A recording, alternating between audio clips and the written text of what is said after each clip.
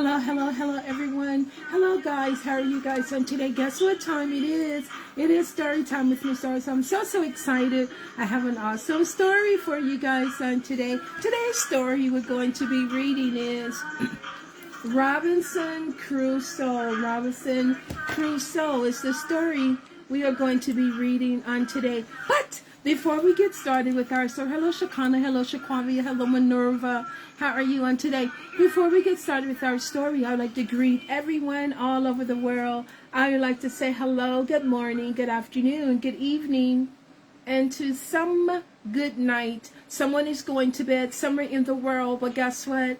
You are just in time for story time with Miss Doris. So shout outs to all of you out there. Shout outs to you, Miss VJ, and all the men in the transitional home. PLCC family, hello guys, hello EJ, hello TM. How are you on today, TM? Hello A Million, Harmony, Tanelia, Tyler, Taylor, Boss, and Ross. Hello Seppi, hello Poopas, how are you on today? Jen Marie, Lakeisha, Janelle, E-Bags. Hello guys, how are you on today? Hello Auntie Geraldine, Auntie Bob. Uncle Butch, I hope you guys are having an awesome day on today. So, today's story we're going to be reading is Robinson Crusoe, but you guys know we are doing the alphabets in the sign on this month.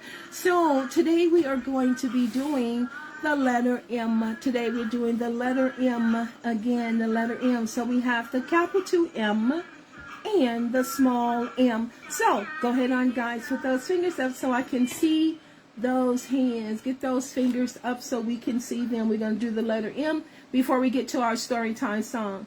Hands up.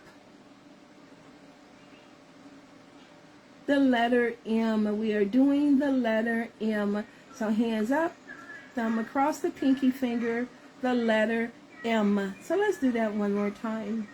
The letter M. If you're left-handed, it goes like this. The letter M. The letter M. Hands up, 3 fingers across the thumb, the letter M. This is the letter M. So let's do it a couple of times, and then we're going to do it in silence without saying anything. So you're going to get to do it faster and faster. So let's do it without saying anything. We are doing the letter M in sign. Ready, set, go. Let's do it one more time. Now let's do it a couple of times really fast so we can get used to doing the letter M. And if you're right-handed, you just go like this. This is my right hand, left hand. And you can do it at the same time. If you're ambidextrous, you can do it all at once. So letter M with the left hand, letter M with the right hand. I know you got it, Minerva. You girls are doing really good. Well, let's go ahead on and get started with that story time song. Remember, guys, make sure you are practicing safety first. I don't want you guys hurting yourself because I know that song really gets us moving sometimes. I love that story time song. There it goes. Yes! Story time with Miss. It's story time. It's story time, and I'm so excited to be reading you an awesome story. Hello to all of you out there in Africa. Hello to our African family there in Africa. To all the fans and followers there. Hello to you. I hope you're having an awesome day. Sing to you, tell you all just what to do. Shout out to all of you that are celebrating a birthday on today. It's story time. Story time with Miss. It's story time. Story time with Miss. I love that story time. So that song really gets you moving. I hope you guys are practicing safety first as you were doing that story time song. Well, guys, moms, dads, nanas, papas, TT, uncles, and cousins, go ahead on and have a seat while Miss Doris reads you a little classic reading book, Robinson Crusoe. Robinson Crusoe.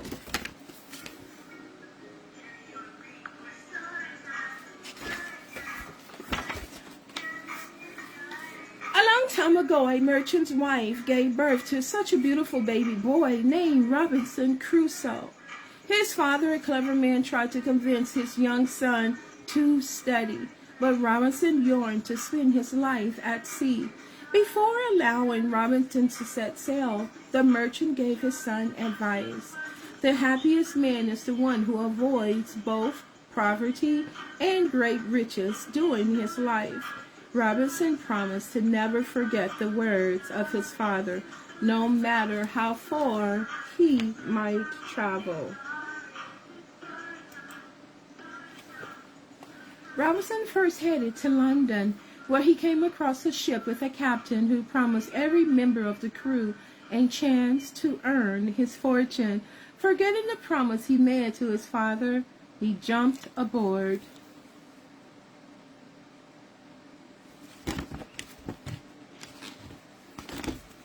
Robinson enjoyed his first couple of days at sea, but as they neared the Caribbean, the ship sailed into a horrible storm.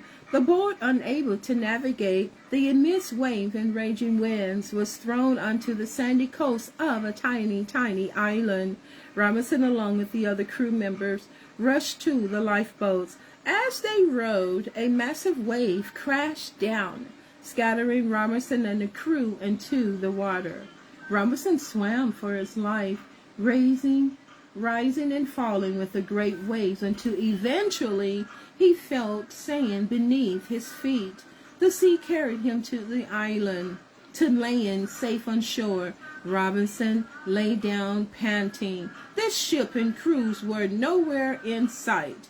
Robinson remembered his father's words to avoid both poverty and great riches, and felt ashamed.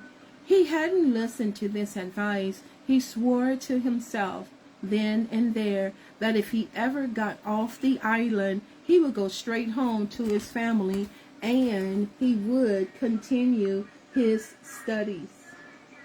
Storytime with Miss.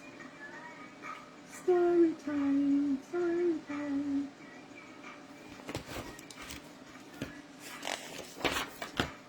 For now, Robinson shook the sand from his clothes and set off to explore the island. Down the beach, he stumbled upon the remains of a shipwrecked vessel. He found food and fresh water in the alley, as well as clothes and weapons. He also found Rex, the captain's loyal dog. The ship's deck was strewn with pieces of wood that had broken during the storm. Using the wood and ropes from the mast, Robinson made himself a raft big enough to carry all the treasures back to his bay. Back to the bay. There's his dog.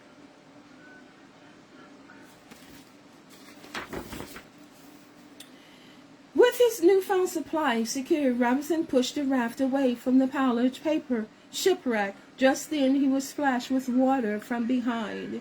It was Rex.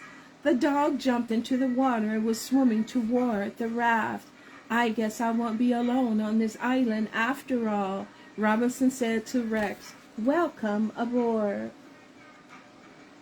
After the next few days, Robinson unloaded the goods onto the beach to take back for his supplies. Then he had plenty of food and water, but still nowhere to sleep. Robinson dismantled the raft and dug the biggest logs into the sand. Then he went into the forest to chop down some trees.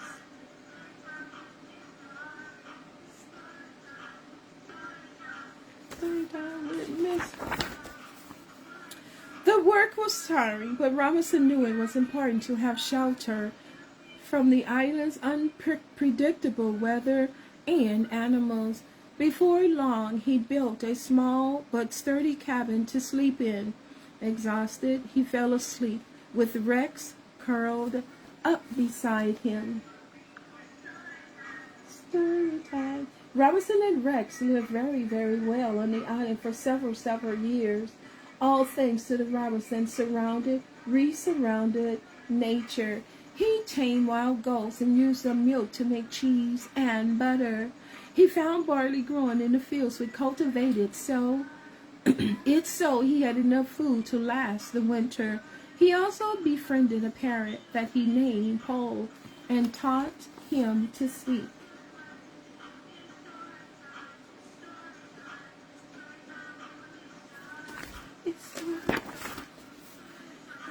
day Robinson was following Rex and Pole on the beach when he noticed something odd in the sand. It was a large footprint, a human footprint. Robinson froze suddenly, full of fear. He scanned his surroundings and listened intently for sounds of strangers in the distance. He was considering turning back to his cabin when he heard noises from further up on the beach. Curious, he crept toward and peered over a large boulder in the distance. Robinson saw a young boy surrounded by a group of warriors.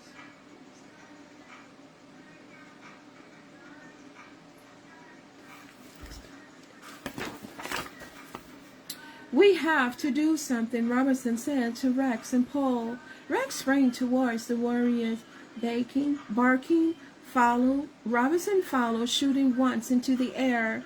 Startled by the loud noises, the warriors ran back to their boats, leaving the boy behind. Robinson brought the boy back to his cabin and fed him some bread and some fruit. As the boy ate, Robinson decided his name should be Friday. Oh, and today is Friday. Happy Friday, the day their paths crossed. In no time at all, Friday became Robinson's loyal companion. Robinson taught Friday to speak English, how to care for his goats, and how to plant the barley seeds so they can grow taller and stronger.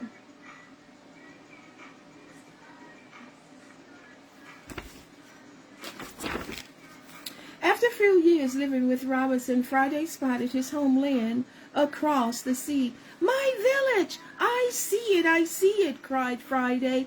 Seeing the sparkle in his eyes, Robinson decided that they would build a boat strong enough to sail back to Friday's village.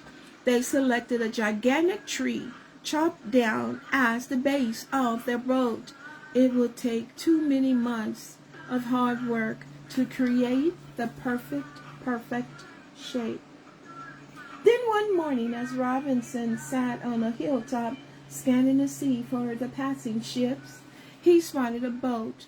He spotted both a ship and a rowboat in the distance. He did then realize that the rowboat was headed straight to his island.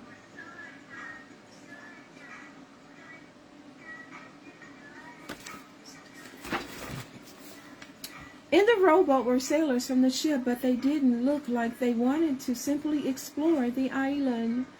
They had the captain all tied up. They were mutineers who wanted to leave the captain on the island and take control of his ship. With help from Friday, Rex, and Paul, Robinson managed to release the captain and to tie up the mutineers instead. The only problem, the captain told them, was that there were more mutineers on the ship, and they had locked up all his loyal crew in the brig.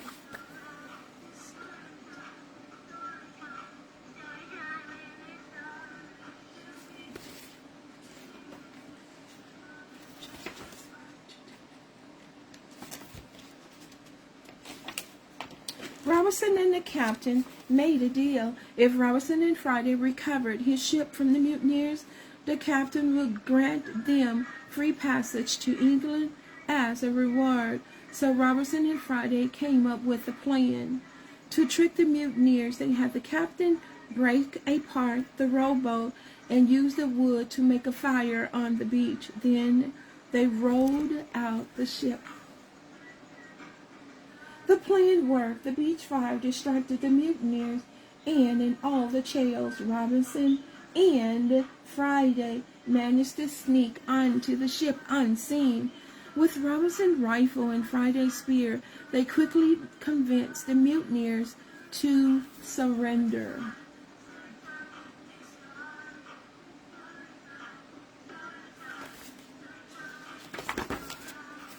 After tying up the last mutineer on deck, Robinson and Friday hurried downstairs to release the ship's crew.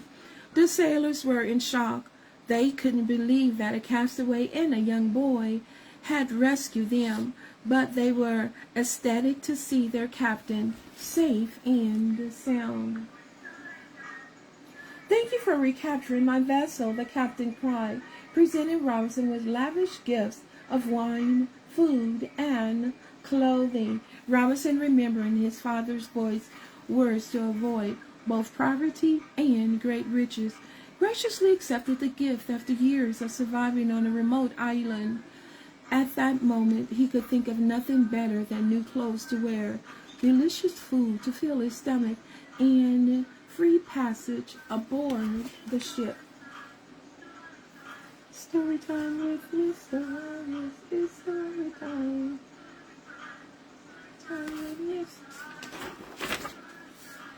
As they set sail, Robinson, Friday, Rex, and Paul waved goodbye to the island before turning to face the vast sea ahead. Together, the friends were ready for the next adventure, a sea voyage to England. The end. That was an awesome story. I enjoyed reading you guys a live story on today, Robinson Crusoe. That was awesome. So guys, remember, if you're not feeling well, always let someone know that you're not feeling well, and guess what? They will take really good care of you. And when you're out and about, make sure you are washing and sanitizing your hands at all times. I don't want you guys getting sick. So make sure that you are still practicing safety first. And when you approach those establishments that has their sign on the door that you must wear your mask, make sure you're wearing your mask. Don't take your mask off, guys, unless someone tells you to. Make sure you're practicing safety first. Well, take care. Remember, if you're not smiling on today, I hope when she sees me, Storytime smile, that you are smiling. Have an awesome, safe weekend. Take care. See you on Monday. Have an awesome day. Remember, don't forget to smile.